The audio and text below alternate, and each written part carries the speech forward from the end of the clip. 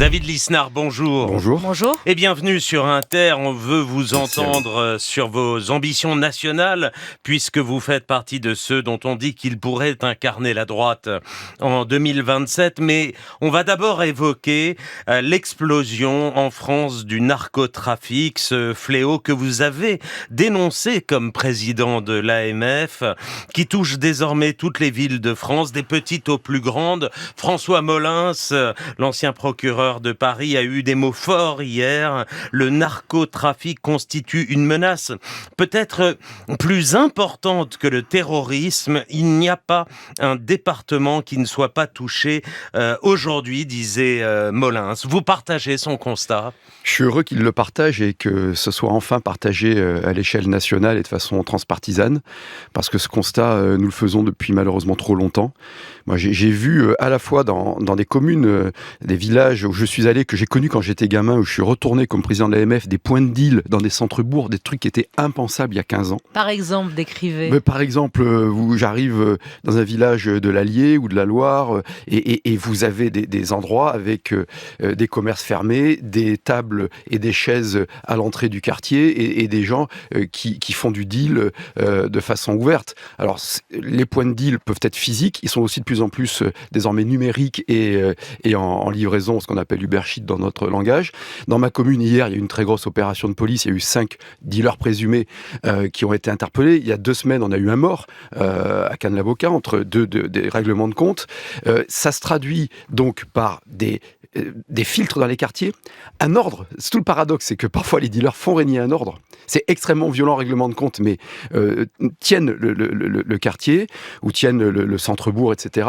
Quand vous dites un filtre dans les quartiers, par exemple, il y a une tour, moi, d'un quartier de Cannes, où on a intervenu hier. Je sais qu'à partir du 8e étage, donc il y a quelqu'un en bas au palier qui vous demande à quel étage vous allez. Très souvent, ils mettent l'ascenseur en panne, donc l'immense majorité des gens qui vivent là sont des gens bien, ils pâtissent déjà de cela, et on vous demande où vous allez, qui vous allez voir, il y a des contrôles d'identité, etc.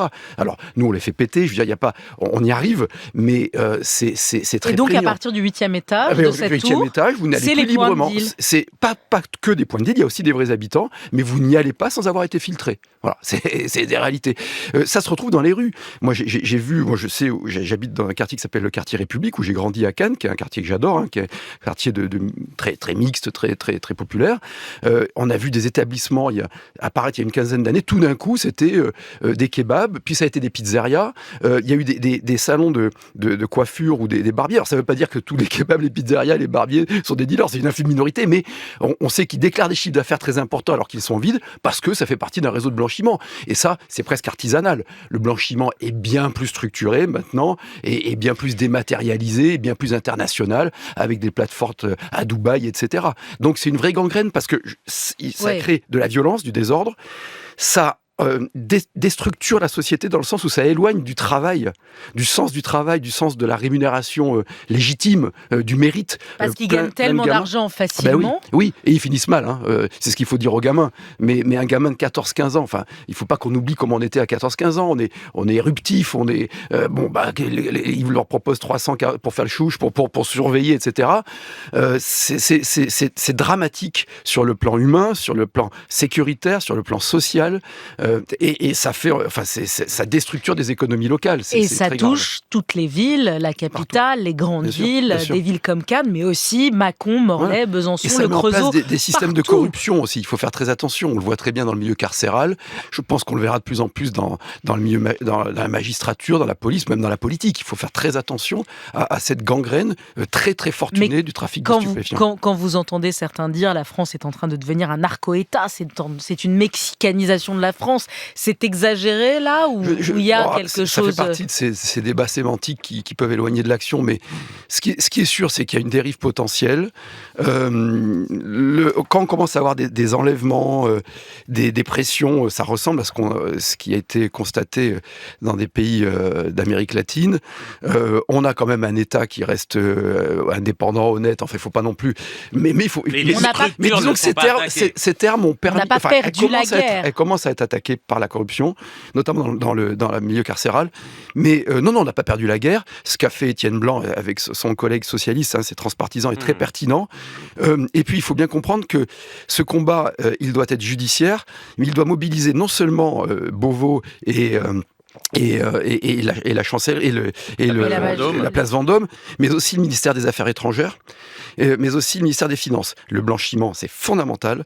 Quand on signale, nous, maires, des établissements dont on sait que c'est du blanchiment, il faut que derrière, il y ait... Moi, j'ai été commerçant, j'ai eu des boutiques. J'avais sans arrêt, surtout quand j'ai été élu, après, des contrôles fiscaux, des contrôles URSSAF. Et donc, il faut que cette sévérité, elle s'applique aux établissements qu'on signale. Or, on n'a aucun retour là-dessus. Très rapidement, on sait qu'il y a des grands flux. Moi, je l'ai vécu, je l'ai vu quand je suis allé en Guyane ou aux Antilles. On voit que la cocaïne entre sur le territoire national depuis l'Amérique latine par nos départements français, ultramarins, dans cette zone-là du monde. Donc il faut un travail diplomatique très puissant contre les États d'émission. Le Maroc est un allié de la France, on l'a vu récemment. Il faut arrêter l'hypocrisie. Le cannabis qui pousse au Maroc, c'est pas pour les besoins thérapeutiques du Maroc. Donc il faut arrêter là aussi les hypocrisies. Il faut s'attaquer, il faut le dire, il faut qu'on se fasse beaucoup plus entendre. Bruno Retailleau, ce que fait Gérald Darmanin, les annonces, construction d'une grande prison fermée à la manière du terrorisme pour enfermer les dealers, la proposition de loi transpartisane dont vous parliez, tout ça va dans le bon sens, il y a une prise en compte de l'État, mais déjà, ça bouge. Le fait qu'on en parle sur vos ondes, c'est très important que la population ait bien conscience de l'enjeu, mais ça nécessitera... Et là, ça renvoie à des débats plus politiques, mais une réorganisation complète de l'État et une performance. Un État qui est surendetté, surfiscalisé, face à des phénomènes, ne peut pas... Juste dernier point, il y a quelque chose qui n'est pas encore dans les écrans radars politiques et médiatiques, ce sont les drogues de synthèse. Moi, j'ai été frappé dans les saisies que fait la police municipale, qui n'a pas l'autorité judiciaire, mais on fait de la flagrance. Il y a toujours eu du shit, des dérivés du cannabis. Maintenant, il y a de la cocaïne quasiment tout le temps. C'est-à-dire que la démocratisation, j'allais dire, de la cocaïne, mais ce qu'on a du mal à identifier sont les drogues de synthèse. Ces drogues de synthèse qui viennent... Il y a des labos qui se créent maintenant dans des villages en France. Ça, je l'ai vu. Et bien, il y en a beaucoup qui viennent du Benelux. Ça crame les cerveaux. Ce sont des drogues extrêmement destructrices. Et là, il va falloir qu'on s'arme pour identifier ces drogues et vraiment les sanctionner parce que ça va faire d'énormes dégâts quand vous voyez San Francisco aux États-Unis. Eh bien, il ne faudrait pas qu'on ait San Francisco en France. San Francisco, pour ceux qui n'ont pas la référence, aujourd'hui, San Francisco, c'est des quartiers de zombies où on voit des gens drogués qui sortent partout dans les rues. Exactement, et qui sont des zombies. Et avant cela, ils sont violents. David Lisnard, venons-en au budget. La France n'en a toujours pas. Le projet de François Bayrou arrive jeudi en commission mixte paritaire à l'Assemblée nationale. Un effort est demandé aux plus riches et aux entreprises qui font des profits. Il y a une baisse du budget de la recherche. Il n'y aura pas de suppression de postes à l'éducation nationale, ni de mise à contribution des retraités, comme cela avait été un moment imaginé. Ce budget, vous dites quoi maintenant ? Il faut le voter, vous appelez la gauche, la droite à prendre leurs responsabilités, allez-y. Alors moi, je n'ai pas cette prétention-là. Et puis, je me méfie du mantra, vous savez, en responsabilité, stabilité. Il ne faudrait pas que le terme stabilité soit le nouveau mantra d'un n'importe quoi qu'il en coûte. Ce que je veux dire, c'est que la stabilité, moi, dans la médiocrité, dans l'échec, ça ne m'intéresse pas. Oui, d'accord, mais là, vous voyez quoi sur la table ? C'est médiocre C'est-à-dire que quand vous augmentez...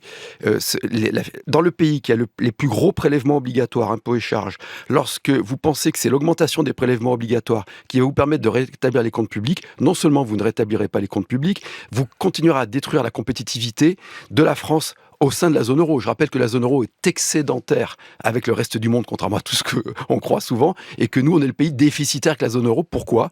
Parce qu'on taxe plus la création, le travail, l'innovation, l'investissement qu'ailleurs. Donc, je le dis très clairement, dans ce budget qui est un budget d'apnée, d'urgence, il y a des mesures qui sont des mesures qui vont amplifier les problèmes de la France. C'est des mesures récessives. Donc, il ne faut pas les voter parce que vous êtes LR. Moi, je ne vote... votre parti participe à ce gouvernement. Vous n'êtes pas député, donc vous ne votez pas. Mais qu'est-ce que vous feriez si vous étiez député ? Moi, je ne voterai pas un budget qui augmente les prélèvements et qui va faire perdre en compétitivité, qui fait que l'année prochaine, les comptes publics seront dégradés. C'est une conviction très forte chez moi. Donc vous ne le voteriez pas ? Moi, je ne le voterai pas. Je ne le voterai pas.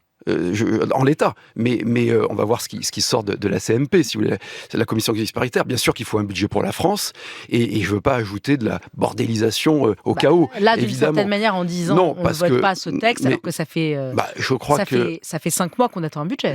Oui, mais si c'est un budget qui fait que vous aurez moins de recettes l'année prochaine sur l'IS, parce que vous allez alimenter un effet si vous voulez, s'il suffisait d'augmenter les impôts pour avoir des comptes publics équilibrés, la France serait un pays de cocagne.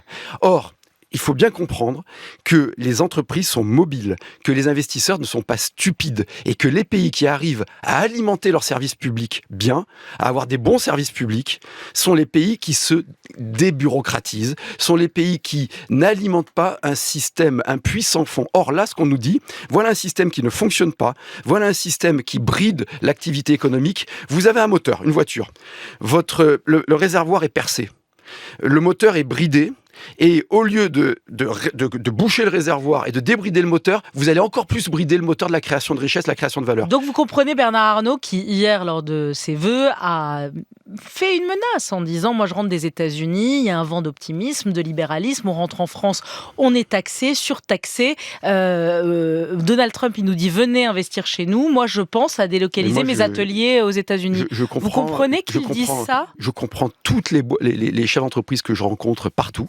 et qui aiment la France, qui investissent en France, et y compris les grands groupes, qu'on dénigre bien, mais oui, bien sûr, je comprends ce qu'il dit. Bernard Arnault, il dit jamais rien. Je pense qu'il est tellement puissant que c'est rare qu'on l'entende parler. Et il faut faire très, très attention. C'est-à-dire que quand vous entendez le patron de Michelin aussi, ce sont des patrons qui ont développé leurs entreprises en France, qui ont créé de l'emploi, qui ont créé de la richesse, qui ont créé de la valeur. L'impôt sur les sociétés, il a baissé énormément ces 7 dernières années. Là, c'est une taxe qui est une taxe d'un an, d'un surplus de taxe pour des entreprises qui font des profits, plusieurs milliards de profits. Je souhaite que Est-ce qu'une idée de solidarité nationale sur un an est entendable pour vous ou non ? Je souhaite qu'il y ait le maximum de profits en France, qu'on ait une flat tax qui a été une des meilleures mesures qu'avait prise Emmanuel Macron et qui s'applique et qui soit compétitive. Je rappelle que les impôts de production en France aujourd'hui sont toujours les plus élevés de la zone euro. Donc, si on veut créer du revenu, du pouvoir d'achat, notamment pour les salariés les plus modestes, il faut créer du revenu. En France, on pense que la distribution précède la création. On pense que la consommation doit précéder la production. C'est le contraire.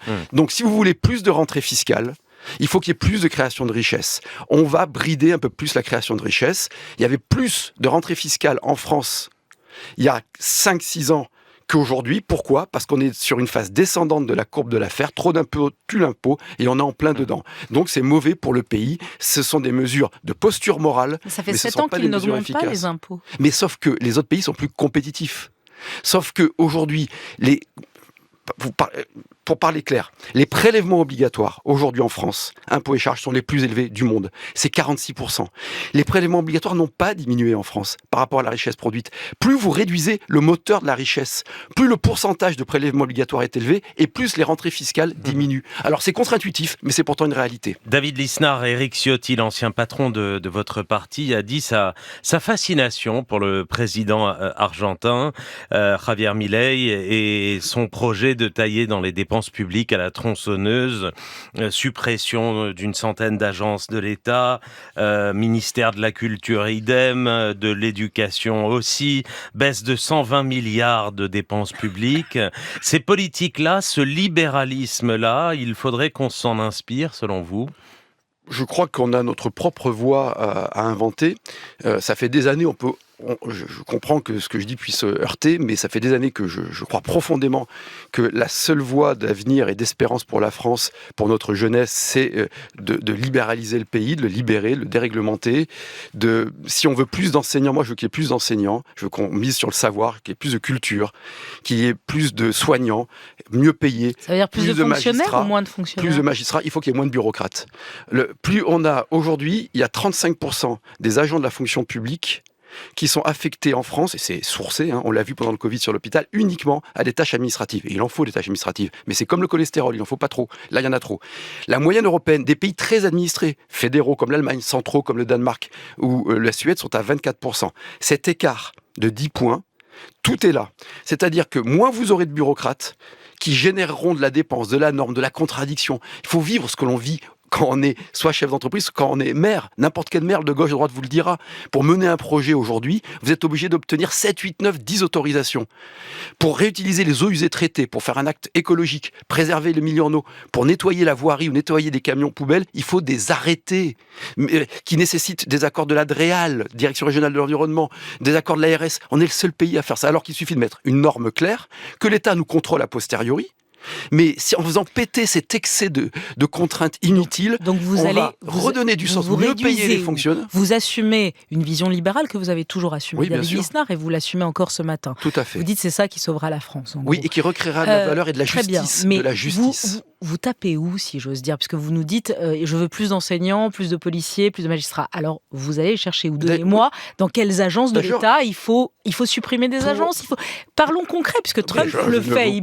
Concrètement, il annonce qu'il veut 10% de moins de fonctionnaires et il leur donne une semaine pour démissionner. C'est ce qu'il faut faire en France? C'est pas ma façon de faire, mais je ne vous parle que concrètement. D'abord, pouvons-nous admettre qu'il n'y a jamais autant eu de poids du service public en France et pourtant, on a des fonctionnaires moins bien payés qu'ailleurs et de moins en moins de services de proximité. Ça, il faut bien l'avoir à l'esprit. Premier élément. Donc, il faut déjà être d'accord sur ce constat.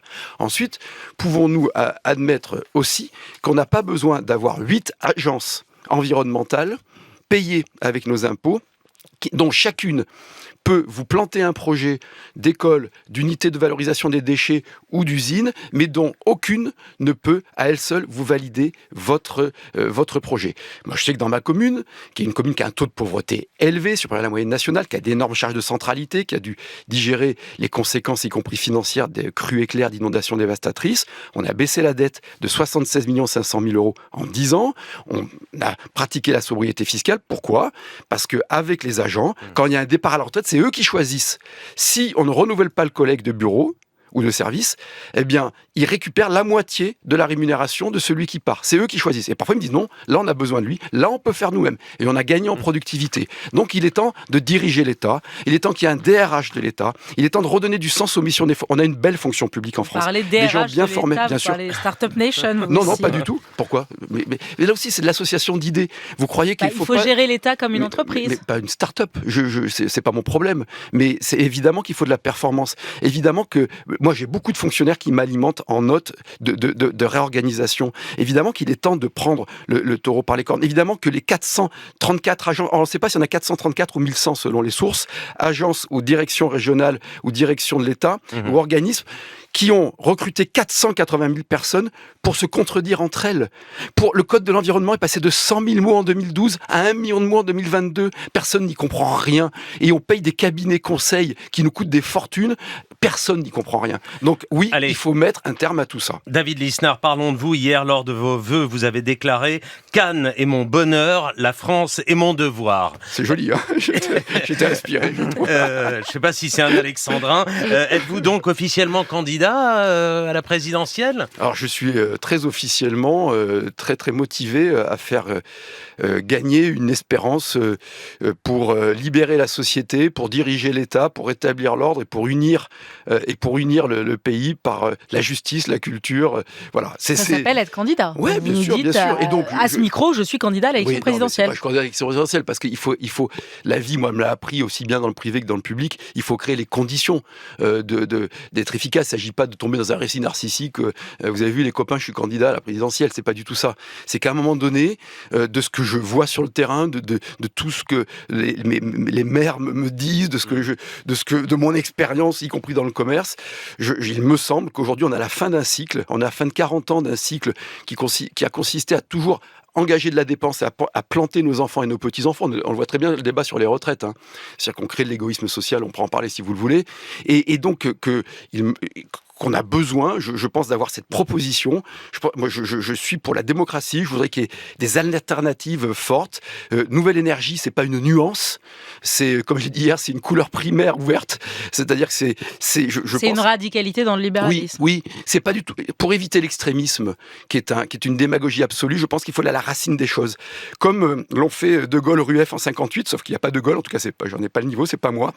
comme ça a pu être fait à d'autres moments de l'histoire de France, il faut aller à la racine des choses. Et d'abord, le rôle d'un chef de l'État, c'est pas de chefer la société, c'est pas de dire aux gens combien ils doivent bouffer de fruits et légumes par jour, c'est de chefer l'État. Voilà. Donc vous êtes favorable à une grande primaire de la droite et du centre ? Oui, par défaut, parce qu'il n'y a pas et aujourd'hui, il n'y a pas de leadership naturel. Mais une grande évident. primaire de la droite et du centre qui irait quoi, d'Édouard Philippe à Éric Zemmour Ouais, mais de ceux qui se ressentent là-dedans. Moi, c'est pas à moi de le dire. C'est-à-dire que ce qui est en train de se passer, c'est peut-être l'avantage de la période, est intéressant. On voit que dans le Parti socialiste, il y a des débats. Peut-être qu'on peut retrouver une vraie alternative autour de principes forts, de projets forts, avec des personnalités nouvelles. Des gens qui sont plus dans l'égalitarisme, qui pourraient incarner une nouvelle gauche. Et moi, je voudrais être plus dans le foisonnement de la création par la liberté, qui, à mon avis, est la source de l'équité et de la justice. Et donc... Mais ça pourrait aller jusqu'à Jordan Bardella, votre primaire ? Mais moi, sauf qu'ils ne le feront pas. D'abord parce que le Rassemblement national, comme d'ailleurs historiquement tous les mouvements d'extrême droite se disent ni de droite ni de gauche, hein, vous les écoutez, il suffit de les entendre.